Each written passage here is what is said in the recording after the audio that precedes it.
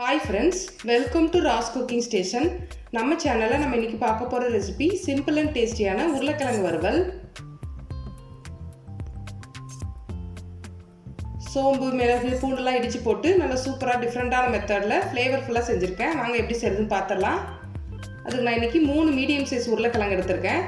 அதை இந்த மாதிரி சின்ன சின்ன கியூபா கட் பண்ணி எடுத்துக்கலாம்.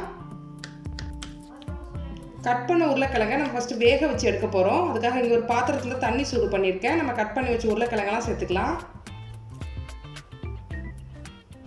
ரொம்ப நேரம் வேக வைக்க தேவையில்லை. ஒரு 2 நிமிஷம் ஒரு கொதி வெந்தால் மட்டும் போதும். வேகிறது கொஞ்சமாக உப்பு சேர்த்துக்கோங்க. இப்போ ஒரு கொதி வந்துருச்சு. நான் அடுப்பை ஆஃப் பண்ணிவிட்டு உருளைக்கிழங்கெல்லாம் வெளியே எடுத்து வச்சுக்கிறேன்.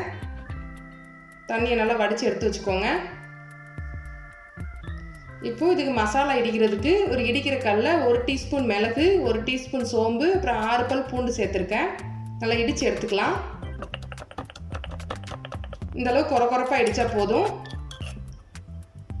இப்போ உருளைக்கிழங்கு வறுவல் செய்கிறதுக்கு நாங்கள் ஒரு இரும்பு கடாய் சூடு பண்ணிவிட்டு 1 டேபிள் ஸ்பூன் எண்ணெய் சேர்த்துருக்கேன். எண்ணெயில் நம்ம இடித்து வச்ச மசாலாவை சேர்த்துக்கலாம். மசாலா லைட்டாக வறுத்து விட்டுட்டு இப்போ நம்ம உருளைக்கிழங்கு சேர்த்துக்கலாம். உருளைக்கிழங்கு மசாலாவோட ஒரு 2 நிமிஷம் நல்லா கலந்து எடுத்துக்கோங்க.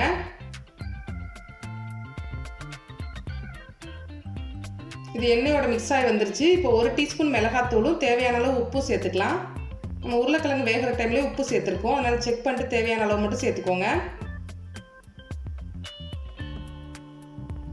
அடுப்பை மீடியம் ஃப்ளேமில் வச்சுட்டு ஒரு 4-5 நிமிஷத்துக்கு இந்த மாதிரி மிக்ஸ் பண்ணிக்கிட்டே இருக்கணும். இரும்பு கடாய் இல்லை நான்ஸ்டிக் கடாயில் செய்யுங்க. அப்போ தான் ஒட்டி பிடிக்காமல் சூப்பராக உதிரியாக கிடைக்கும். உருளைக்கிழங்கும் அதே ஷேப்பில் கிடைக்கும்.